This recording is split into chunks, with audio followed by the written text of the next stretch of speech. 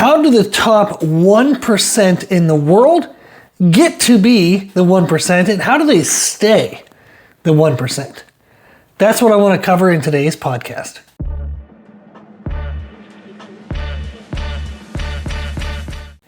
I've trained clients to the top 1% in aesthetics, strength, endurance, and sport performance. And in today's podcast, I want to share the aspects of their programming that we cover and track that allow them to achieve those amazing results.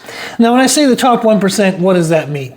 In aesthetics, it's IFBB and Natural Pro Cards. I've helped both categories. That's been super fun. I've helped clients in every single client category, which has been really fun as well.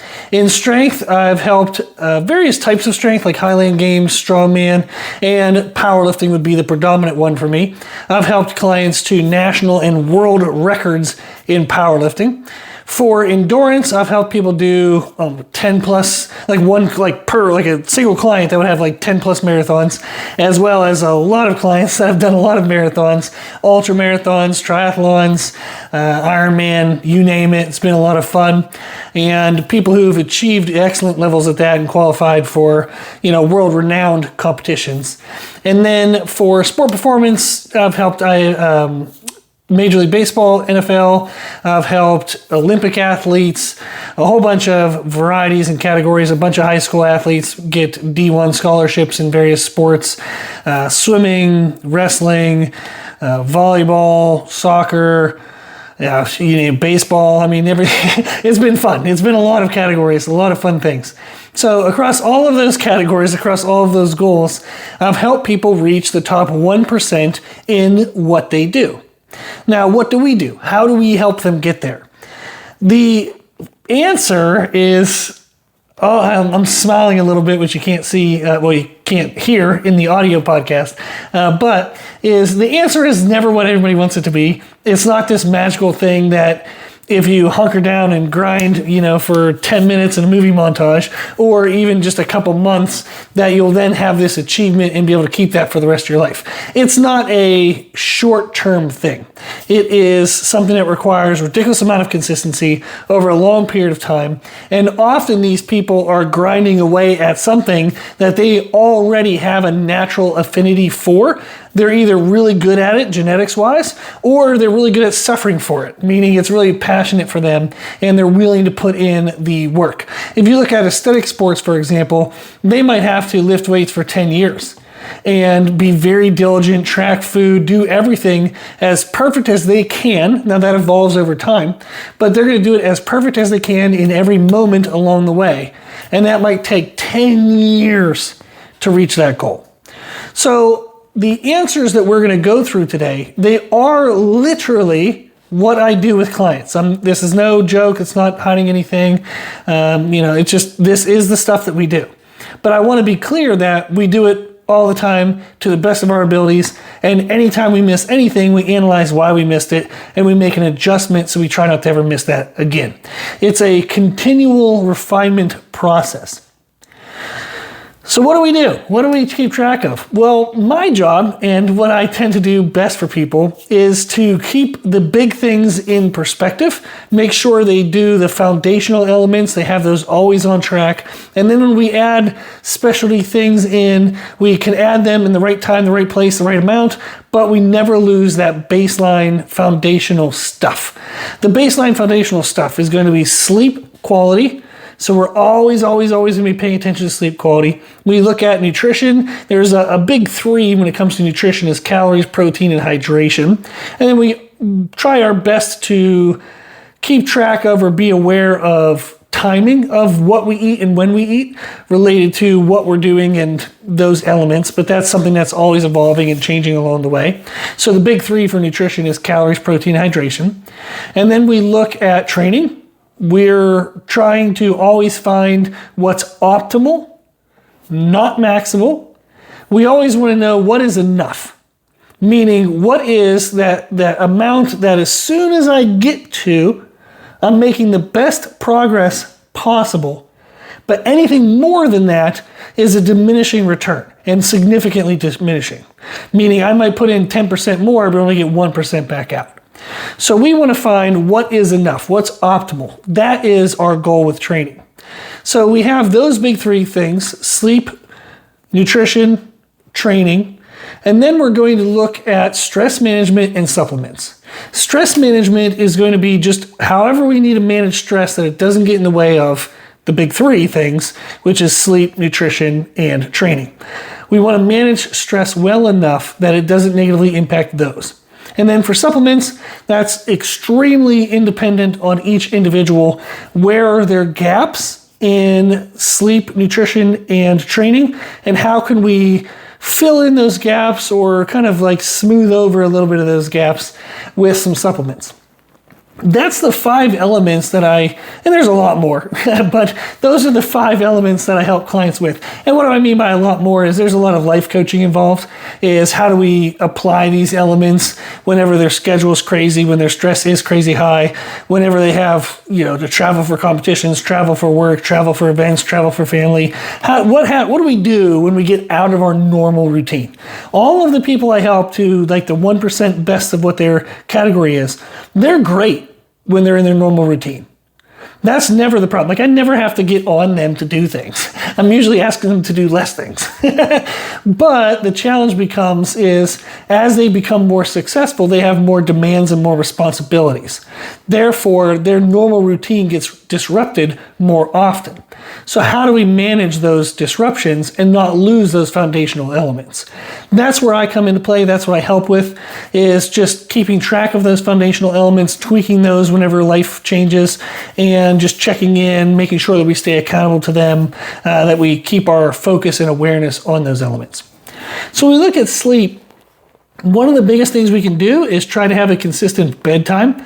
That has, I've read a lot of books, listened to a lot of podcasts, did a lot of research. I've worked with over 3,000 clients in a 25-year career. And I can tell you that with all of that knowledge, the number one sleep tip is try to go to bed at the same time every night. You may need to get up at different times. And why we might do that is typically if people need to catch up on work or they need extra time, they tend to stay up later to get that thing in or get it done. And that's not what we want to do. We want to go to bed at the exact same time as much as we can control every single night. But if I need, quote unquote, more time, I need to wake up earlier the next morning. Our natural sleep rhythm, circadian rhythm, doesn't seem to be as disrupted based on when we get up compared to when we go to bed. If when we go to bed varies, that causes a much larger disruption in our sleep quality, and it messes up our sleep quality for multiple days by the time we can try to get back to a normal cycle. So that would be my number one tip that I share with all my clients, is try to go to bed at the exact same time every night. If you don't fall asleep, that's okay. Just get into bed. Try to turn off as much stimulation as possible. You want to turn off lights. You want to make the sound in the room consistent. If it's not dead quiet, you can use a sound machine to make a consistent hum or a consistent noise. That's really helpful. You can even put on a light blanket or covering on your skin. You want to desensitize your skin to changes in air pressure or movement in the air. Our skin has hair on it that will pick up changes in air current, and that can actually keep the body more alert than what we would want. So covering the body really helps. Putting a cooler temperature, that helps even then want to have a blanket or a covering on you. But cooling the body helps a lot because when our body temperature comes down, that helps us sleep better. There's a lot of those elements that we look for. One of the things that people often mess up is they have a device. You do not want to try to watch YouTube or whatever on your phone and fall asleep. Don't do that. Try to turn off all visual stimulus. And I would also recommend to turn off auditory stimulus as well. As much as you can, just try to give your body a quiet, peaceful moment. And often people will fall asleep much faster than they thought they would have. They're going to say, oh, I'm not that tired, let me just watch this thing, or I'm not that tired, let me listen to this. You'd be surprised. Usually all day we're go, go, go, stimulus, stimulus, stimulus. So if we calm down, we bring all the stimulation down, and we actually give our body a moment of quote unquote silence.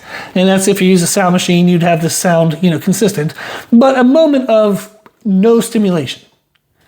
We will fall asleep much faster than what you would think. Now, if you have to have some stimulation, auditory is the least disruptive. So you can put on something that you can listen to, like a podcast or something that's not that interesting, hopefully. Just put on something that's semi-boring. There's a ton of things on YouTube, I think, that's like history to fall asleep to, or stories to fall asleep to, or something like that.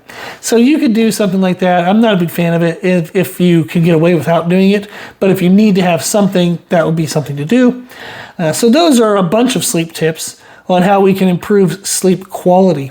Now, when you look at supplements, I'm going to talk about that kind of at the very end of the 5 elements, but we will come back and touch on sleep-based supplements. The second thing we want to look for is nutrition, and that's going to be tracking our calories, our protein, and our hydration. Calories are important. Even if you don't believe in calories in, calories out,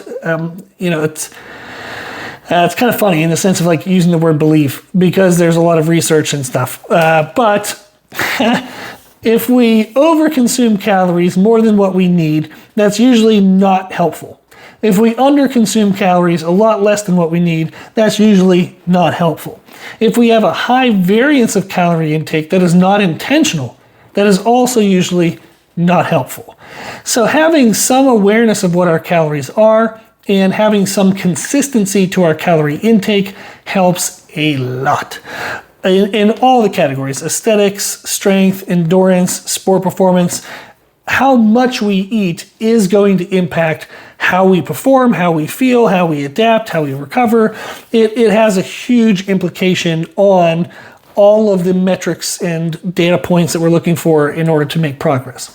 So I do like tracking calories, at least having some awareness. A lot of my clients will track in a tracking app. I just have them use whatever app they want. I log in using their name and password and give them feedback on food selection, food timing, daily distribution, things like that. So we'll go through and kind of learn for each individual what is best for them. And it's just an always evolving process. So I really like that. If they don't want to track anything in an app, they still have to have some awareness of what they're eating. So we might do an initial 2, 3, 4 weeks of tracking things where they'll do a quick Google search, ChatGPT, or they'll take a picture, and there's a lot of food apps now where you can just take a picture and it'll estimate your calories.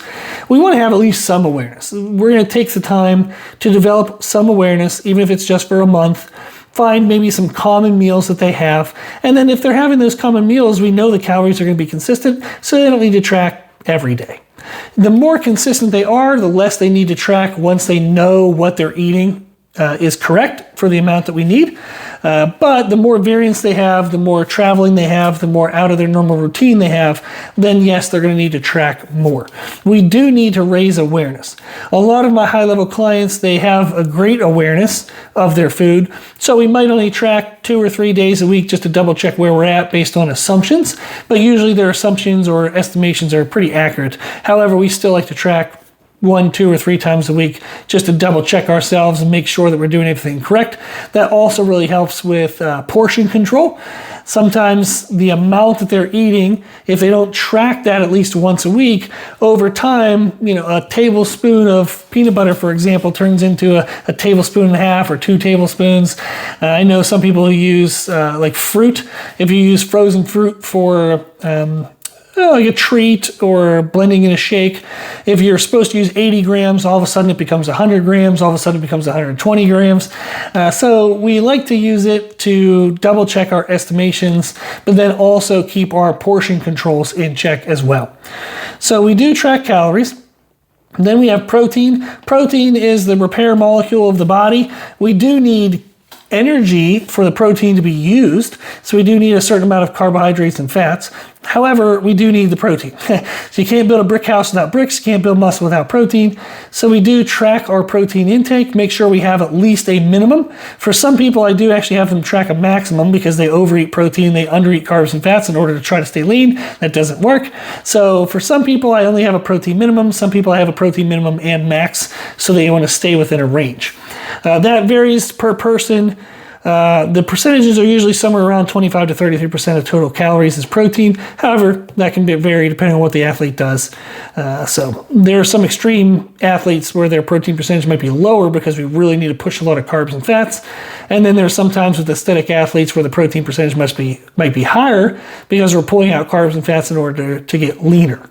So that gives you a rough idea, but there's a ton of variance as we would go through setting that up. And then hydration. Oh my gosh, water helps with digestion. It helps with controlling water retention, which can help control the way we look, the way we feel.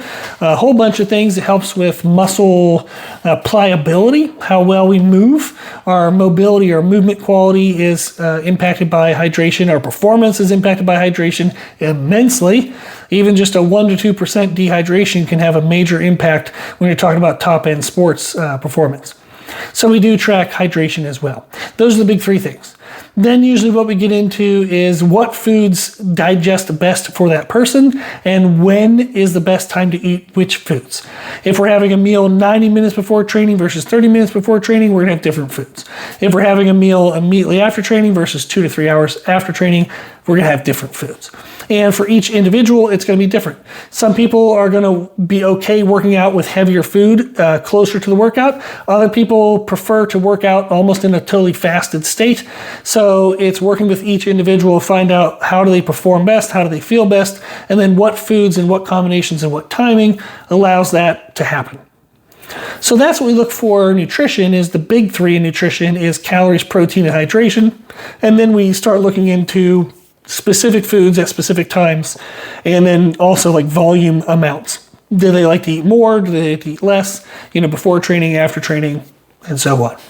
So those are the first two things we look at is sleep quality and nutrition. Then training, this is incredibly variable. This is why I love doing one-on-one coaching, and everything we do is customized.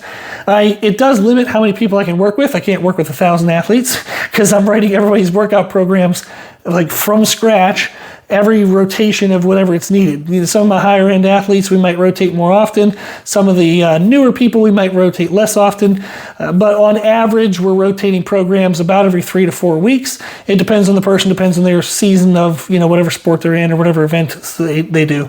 But that's kind of a rotation. I very rarely stick with any program where it's the exact same exercises for longer than 4 weeks. I know for some of my aesthetic crowd, the bodybuilder crowd, they're not going to like that. They're going to say, oh my gosh, you have to have linear progression, linear periodization, linear progression over time. So I want to stay with this back row so I can refine the technique and then push an extra rep or push an extra 2.5 pounds or whatever, for weeks and weeks and weeks. And they might stay with the program for 8 weeks, 10 weeks, 12 weeks, 14 weeks, 16 weeks. I'm not a big fan of that because for most people, it means they either start the progressions with too low of intensity, or as they're trying to make progressions, their technique quality disintegrates and they start just pushing extra rep. They speed up their tempo. They start kind of aiming for just this number or this weight rather than the quality of what they're doing. I don't want to lose focus on the quality of how does the muscle feel during the movement. So I like rotating more often, especially whenever it's somebody who maybe likes more repetitive movements. We might simply just change the grip angle on something. Just as an example, we might do a cable seated row. We might do 4 weeks wide overhand grip, 4 weeks neutral grip, then right back to 4 weeks wide overhand grip, right back to 4 weeks neutral grip. I might do some isometric holds. Maybe there's not some holds. Maybe we're just doing some rhythm reps. Maybe we're going to do cluster sets, rest pause, drop sets. There's going to be some small degree of stimulus change. So that way we're, again, continuing to focus on the quality of what we're doing, not trying to get to a certain rep count because, oh man, it's week 7 and if I don't get 13 reps today, I'm a loser and I'm not making progress. Bullshit. So that's not how that works. We want to push the muscle to technical failure, right to the edge of failure. I talk about it with clients as, think about like you're trying to get a really good view off of the edge of the Grand Canyon. I want to get as close as I can to the edge to get the best view possible, but I do not want to step over the edge. So when we train to failure, it means we're training to the edge of failure, meaning I don't want to go into failure, just like I don't want to step off the edge of the Grand Canyon. So I want to go near failure as close as I can, but I don't want to go into it. That's the quality we're looking for. I don't give a crap if that happens at 12 reps, 13 reps, or 14 reps. It doesn't matter if it happens at like 2 reps versus 27. There's a difference in that. But We are more so interested in the quality of what we're doing, not getting a certain number or a certain poundage. Now, if we do find that their progress is stalling out, and maybe we believe, hey, we are switching around too much, I need your technique to be a little better in this movement, then I might just simply switch the movement from the beginning of the workout to the middle of the workout, or middle of the workout to the end of the workout, or the end back to the beginning. I just might rearrange the order of the movements. So maybe we're going to keep the same exercises, but I'll just rearrange them. And that's enough of a change of stimulus to where it resets what their progression would be for that program. So they go back to saying, okay, well, how does this feel? Not, can I get to a certain number regardless of how I feel? And that's what we're looking for in training, is whatever type of training they do. Like I help, runners who, like lifting weights is definitely important, but we also talk about running splits and ways to set up running workouts. It's the same concept of managing intensity and quality. In everything we do, we try to find out what's the optimal amount. And this is because our progress is not limited by how much the person is willing to do. And that's never going to be an issue for the top 1%. They're going to do whatever the hell they would need to do to make progress. What we're limited by is what they can recover from, and a positive recovery, meaning we get a recovery back to baseline, but also a positive adaptation on top of that. That means that we can't just bury the body. We can't out-train our sleep. We can't out-train our food, which people do all the time, especially the top 1%. They overtrain, oh my gosh. They think progress is made in the gym, so they destroy themselves in the gym. Progress is not made in the gym. Progress is stimulated in the gym. It's made by sleep and food and stress management. That's how we make progress: sleep, food, and stress management. Not more stress. So sleep, food, and stress management, that's when progress is made. That's when our body recovers, but then also creates the above baseline adaptations, whether that's more strength, more muscle, more endurance, whatever the more is that we want. That more is made outside of the gym. So I'm constantly asking them usually to do less, to get in, do what we need to do that's most optimal, and then get the hell out. Now, I love to train. It is my mental and emotional health. I train 6 to 7 days a week. So I'm not saying we can't train. I'm not even saying we need to train less than what you feel is best for you. What I'm saying is, let's find what's best for you. It might be less than what you think. So we need to optimize what it is. Maybe if you like training more often, if you like training 6 days a week, maybe instead of push-pull legs, we might do more of a bro split. Maybe you just go in one day and train your back, because you can do enough, like you can do some mid-back work, you can do some lat work, you can do some trap work. We can break the back down into different areas. And then maybe the next day we come in and we might want to do some mid delts and chest, and that's enough for that day. Then the next day we come in and let's just do the backside of the lower body. So we're going to do spinal erectors, glutes, hamstrings, and calves. So we might need to separate the body out to get that person across 6 days if they like training 6 days. If they have a crazy busy schedule, they're an entrepreneur, a million things going on, they only have 3 days, maybe something like a push-pull legs would work better. Maybe a full body split, just structured in different ways across 3 days, maybe upper lower structured across 3 days. We just find what works for that person based on their schedule and their recovery capacity. In order to improve their recovery capacity, we work on sleep and nutrition. Like I said, those are big things in stress management. So we're always trying to increase our recovery capacity, because that is how we get more. It's not training more that gets more. It's recovering more that gets more. We get the more outside of the gym, not in the gym. And that's one of the biggest things I have to teach the top 1% athletes is you can't earn it all in the gym. We earn it through sleep, we earn it through nutrition, we earn it through stress management. We earn it by just showing up every day, giving the optimal amount, and then moving on to the next day. We cross every T, dot every I. It's not extreme. It's ridiculously redundant. It's paying attention to the smaller details all the time and adjusting whatever we have to do based on how our life is in order to get the best quality sleep we can that day, the best calories we can that day, the best protein we can that day, the best hydration we can that day, the best stress management that we can that day. It's managing each day individually across all of these elements to optimize each of the individual elements. That is how we make progress. It's not show up, consume enough caffeine to kill a horse, crush yourself in the gym, and then go home and the work's done. Hell no, it's not. The work is not done when you're out of the gym. If anything, the outside of the gym stuff is equally as important as the in the gym stuff. We do need the stimulus for change, so in the gym does matter. But we also need to see that stimulus come to fruition, which is what we do outside of the gym. So those are the first three things we look at, is sleep, and we're going to talk about sleep quality because usually people can't improve sleep quantity very much, but we can. If we can, great, sleep more. But we look at sleep quality, nutrition, and then we look at training. The fourth thing is going to be stress management. And this is, we just pay attention to this enough to know, is this impacting our sleep or nutrition or our training? If somebody's having trouble sleeping, okay, why? Is it stress related? Are you having trouble shutting your brain off? Is there something going on in business? Is there something going on financially? Is there something going on relationally?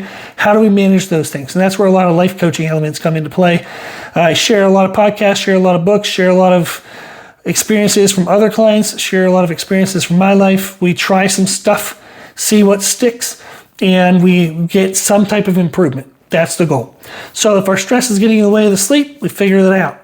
If our stress is getting in the way of the food, we figure it out. If our stress is getting in the way of training, we figure it out. Whatever the hell it is, whatever it takes. We'll read a lot of books, listen to podcasts, talk to a lot of people who maybe have had similar issues. The goal is just find something that you can do proactively to address that issue and then do the hell out of it and see if it worked. If it did, keep doing it. If it didn't, find another thing. But you never just let it go. There's never good enough, right? I just told a client recently in a check-in that over the last 2 weeks, they didn't have a single day. They didn't have a single day in which their calorie targets and their protein targets both matched. And that's a bummer. The downside was that 14 days, they let that go.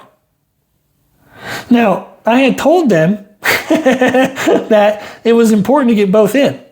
I had given them multiple ways to modify their calories, multiple ways to modify their protein, but they didn't do it. Close enough became good enough. There is no close enough. There is no good enough. If you want to be the top 1% in the world, you do it or you don't. And if you don't, you find out why the hell you didn't, you fix that. So the option is really only do it. It's not do it or don't. You don't want to don't. We only want to do. So that is what the top 1% do, is there is no close enough, there is no good enough. We figure out what the hell it is, make sure we get that thing done. If I missed it, why, and how do I adjust it for next time? That's it. It's not even like this super militant, crazy mindset, being super strict and, they're the toughest humans in the world. No, it's just, okay, if I was supposed to eat 2,200 calories a day, did I? If I did, awesome. If I didn't, okay. Where in the day could I have maybe fit more calories in? Oh, I see, okay, my lunch was pretty low because I end up having a chicken salad, and salads don't really have a lot of calories, so maybe tomorrow I'll have a chicken wrap in a tortilla, like a tortilla shell wrap, and that'll bump my calories up. So I'm just going to make that adjustment. That's it. That's all it is. It's just figuring that stuff out. Small little change, small little detail, but you actually take action and address it. That's it. So those are the four things we look at: is sleep quality, nutrition, training, and again, it's what's optimal, not what's possible, what's optimal. And then we look at stress management. The fifth thing is going to be supplements. Supplements are going to be whatever they need to manage the first four. So if you notice, stress management was whatever you need to manage the first three. Supplements are whatever you need to manage the first four. So whatever I need to improve my sleep quality if my sleep quality is low, or if I feel like there's a way to optimize that better. So maybe I'm struggling to fall asleep at a certain time. What can I do to address that with supplements? Maybe extended release melatonin, magnesium, glycine. Those are supplements that can help. They also help, like magnesium. Well, actually, all three of those. All three of those will actually help. Where if you fall asleep quickly, but you wake up. Another one would be caffeine management. That's usually another reason why people will fall asleep quickly, but then they wake up and have a hard time falling back asleep, is caffeine management. So those are at least 4 things we can look at supplement-wise, is when am I having my caffeine? So caffeine amount and timing, make sure it's not disrupting my sleep. Extended release melatonin, magnesium, and then glycine. These are things we can play with. And that would be the idea of supplements, is where can I help what I'm already doing? So I'm already trying to go to bed at the same time. I'm already cooling the room down. I'm already putting a blanket on myself. I'm already taking care of noise. I'm already decreasing stimulation. So for example, I'm not going to get mad at myself and try to figure out all the supplements I should be taking when I'm sitting there staring at my phone on YouTube, like trying to fall asleep. Stupid. Get rid of the phone. Get rid of the stimulation. You're probably not going to need the supplements. So that's what we look for with sleep. With nutrition, it's like, okay, like maybe we take some multivitamin, vitamin D3, K2, baseline supplements, fish oil, digestive aid, those type of things, just to help make sure digestion's good, make sure our bases are covered. And if we look at, so like maybe a person has trouble hitting their protein targets. So we might look into protein powder, whether it's, whey isolate or casein protein, depending on when they would want to use the protein. Do we even care? Maybe we'll just use a whey isolate and put it with some other food, and that slows down the whey. But we look at it conditionally per person, is where are we falling short in nutrition and what supplements can help us, as we also figure out how to not fall short. If you look at training, you can look at recovery metrics, maybe performance metrics. You can creatine, super cheap. It helps with kind of muscle hydration. It helps with muscle performance. That might be something we look into. There's a ton of supplements. I know I'm being very broad, but it's just because it's all per client. There's not something like where it's a list that everybody has to take. I just look at per client, where are we struggling? What are we struggling with? How do we manage that? So we have a client, maybe they don't like eating a lot of food before they work out, but they have longer workouts and they have energy crashes. Well, maybe we want to do an intra-workout type of energy drink, where we have a little bit of carbohydrates in it. So we might want to look for a very quick digesting, easily digesting carbohydrate source that they can mix into a drink, and that helps them to have a better second half of the workout. So these are the things we look for supplements, is just how do we fill in the gaps. And then stress management, you can look at, ashwagandha, rhodiola. There's a whole lot of other things like cortisol control type supplements. There's a lot out there that you can do for stress management, but we would look at those supplements as well. But we also might be doing, brain dumping or journaling at night before bed. Maybe we do, we have a 3Q journal that helps clients plan their day ahead of the day. We have a pop chart that we have clients go through to manage progress over perfection. So if they're a perfectionist and that's kind of negatively impacting their mental health, we'll go through the pop chart with them. So it's really per client basis is what I help them manage, are these 5 things. And again, sleep quality, nutrition, training, stress management, and then supplements. Those are the 5 things I really help people do. And that is what helps the 1% get to be the 1% and stay the 1%, is just those things. Oh man, I feel bummed for people, because a lot of social media has all these weird nuances. You go on Instagram and it's like how my biceps finally started to grow, and they'll show this weird variation of a preacher curl versus a regular curl, and they'll say that was the thing that made their biceps bigger. Come on. It might help with my muscle connection. Maybe it does help you get a better muscle stimulus. But if you're not controlling sleep quality, food, the training optimization, like how many total sets of biceps you're doing, how often are you doing them? Are you doing it too heavy? Are you doing it too light? Are you doing it too close to back workouts? So maybe your biceps aren't totally fresh going into bicep training, and you're going to start to get, elbow tendonitis issues and things. There's so many other elements, and more important elements than simply just switching this variation of a movement to this variation of movement, and then all your problems are solved.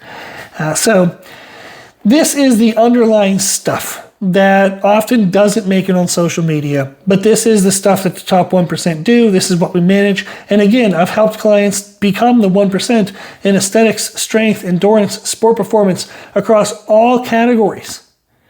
And the common denominator across all those categories are these 5 elements.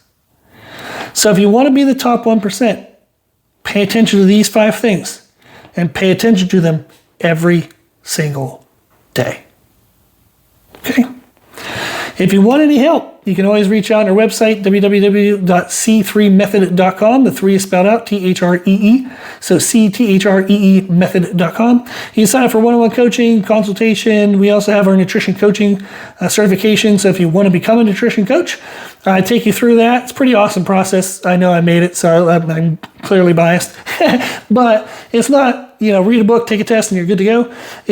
I teach everything that I know through an online course. You and I just do it virtually, back and forth. So pretty awesome course. Takes about 4 hours to get through everything. And then I hang around and help you out for 3 full months. That's 12 weeks.